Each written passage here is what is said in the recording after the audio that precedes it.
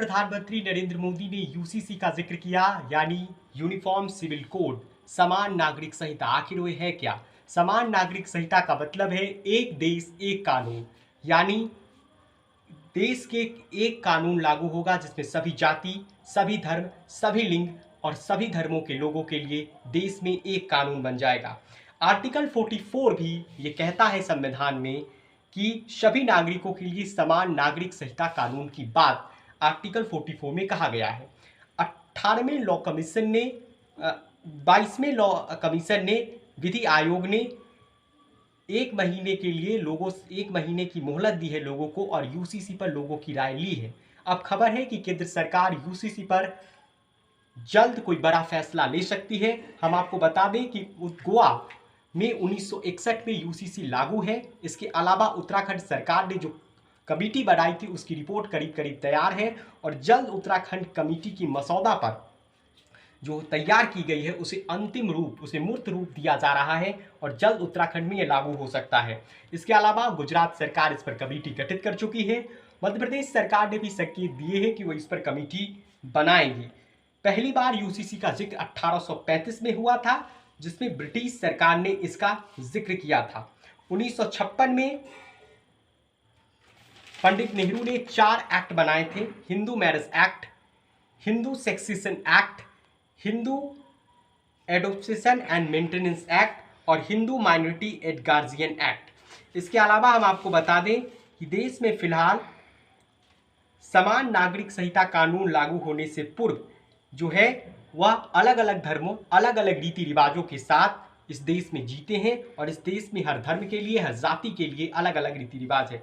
जैसे मुस्लिम्स के लिए अलग लॉ इस देश में है, हिंदूज के लिए अलग है, अलग अलग राज्यों में भी कुछ राज्य जो नॉर्थ ईस्ट के वहाँ के लिए अलग अलग लोगों की परंपराएं हैं। लेकिन अगर यूसीसी लागू हो जाता है तो यह एक देश और एक कानून की वकालत करेगा। बीजेपी ने 2014 और 19 के घोषणा पत्र में इसका जिक्र किया है। जबकि स्पेशल मैरिज एक्ट भी भारत में है। जैसा कि आप जानते हैं कि कोई भी वयस्क लड़का या लड़की किसी भी जाति, किसी भी धर्म का हो, वह शादी कर सकता है। इसके अलावा हम आपको ये बता दें कि साहवानो केस के बाद सुप्रीम कोर्ट ने यूसीसी का जिक्र किया था। जब साहवानो के पक्ष में सुप्रीम कोर्ट ने फैसला सुनाया था और सबको पता है कि राजीव गांधी सरकार ने सुप्रीम कोर्ट के उस फैसला के खिलाफ अध्यादेश लाया था। वहीं यूसीसी कानून लागू हो जाने के बाद महिलाओं को ज़्यादा हक मिलेगा। लड़कियों की शादी की उम्र 18 से बढ़ाकर 21 कर दी जाएगी, लड़कों के बराबर। साथ ही साथ मुस्लिम महिलाओं में बच्चों की गोद लेने की जो प्रक्रिया होगी उसे भी मंजूरी दी जाएगी, यानी मुस्लिम महिलाएं भी अब गोद ले सकती हैं बच्चों को। ऐसी व्यवस्था उसमें बनाई जा सकती है। यूसीसी पर जब कल प्रधानमंत्री नरेंद्र मोदी लोगों को संबोधित कर रहे थे तब प्रधानमंत्री नरेंद्र मोदी ने कहा कि सुप्रीम कोर्ट भी कहता है कि सुप्रीम कोर्ट के हवाले देकर उन्होंने कहा था कि देश में सुप्रीम कोर्ट बार बार कह रहा है कि यूसीसी लागू हो, जबकि विपक्ष पर उन्होंने आरोप लगाया था कि ये वोट बैंक के भूखे लोग हैं जो वोट बैंक के लिए इसे लागू नहीं कर रहे हैं। अगर देश में ये कानून लागू हो जाएगा तो महिलाओं को समान हक मिलने लगेगा, यानी महिलाओं की स्थिति में और सुधार हो सकता है। महिलाओं के साथ लैंगिक विभेद खत्म हो सकता है। विवाह, तलाक जैसे अधिकारों में महिलाओं की जो अधिकार है उनमें बढ़ोतरी हो सकती है। लेकिन भारत में इसे लागू कर पाना थोड़ा मुश्किल है। हालांकि गोवा एक मिसाल है जो इसे लागू कर चुका है। इसके पक्ष में जो लोग हैं वो ये तर्क देते हैं कि विवाह, विरासत, उत्तराधिकार समेत विभिन्न मुद्दों की जो कानून है, जो जटिल है, वह आसान हो जाएंगे। धर्म, व्यक्तिगत कानूनों के आधार पर भेदभाव खत्म हो जाएगा। महिलाओं और अल्पसंख्यकों को समान अधिकार मिलने लगेगा। 3 तलाक जैसी धार्मिक कुरीतियाँ वह खत्म हो जाएगी। वैसे 3 तलाक को कानूनी रूप से अपराध घोषित किया जा चुका है, लेकिन जो लोग इसके विरोध में हैं वो ये कह रहे हैं कि सभी धर्मों पर हिंदू पर्सनल लॉ लागू करने के आरोप लग जाएंगे। यूसीसी धार्मिक स्वतंत्रता का उल्लंघन होगा।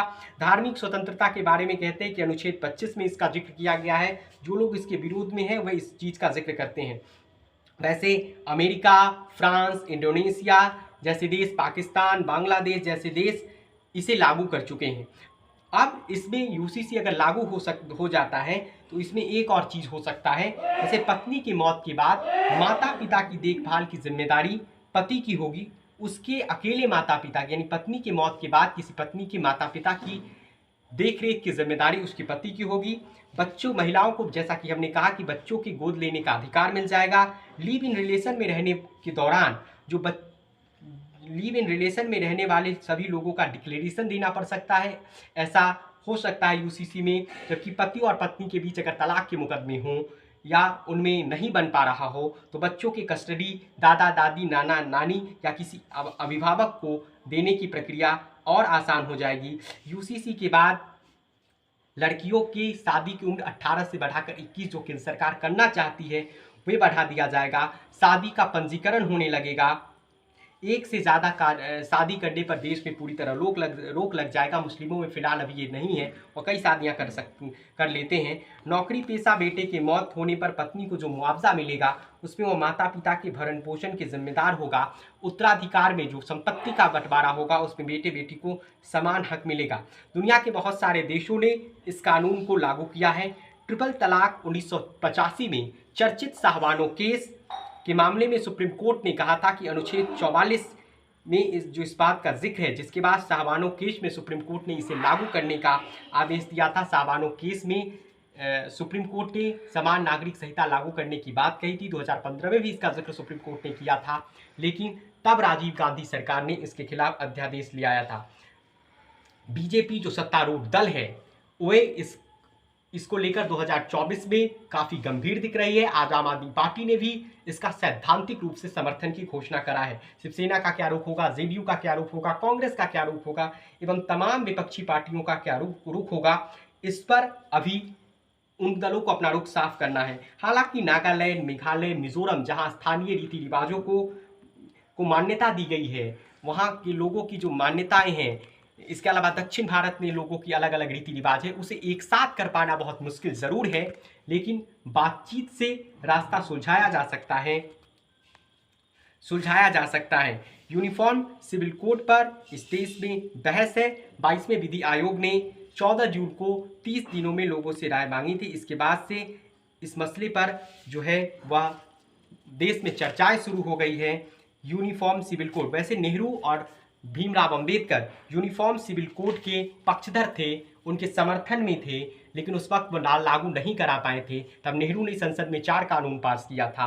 Hindu marriage act, Hindu succession act 1956, Hindu adoption and maintenance act 1956 और Hindu minority and guardian act भी लागू किया था पंडित नेहरू ने।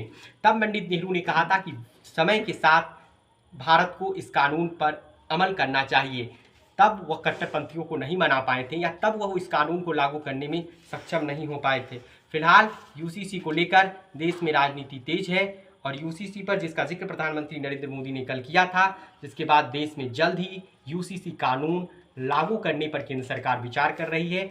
वैसे इस मसले पर आम राय बनना बहुत मुश्किल है, क्योंकि विपक्ष इस मुद्दे पर नहीं चाहता है कि इस मुद्दे पर कि वह यूसीसी लागू हो। हालांकि आम आदमी पार्टी ने आज अपना स्टैंड साफ कर दिया है कि वह सैद्धांतिक रूप से इसके साथ है। बाकी विपक्षी दल इस पर क्या सोचते हैं ये देखना दिलचस्प होगा। तो आज के लिए बस इतना ही।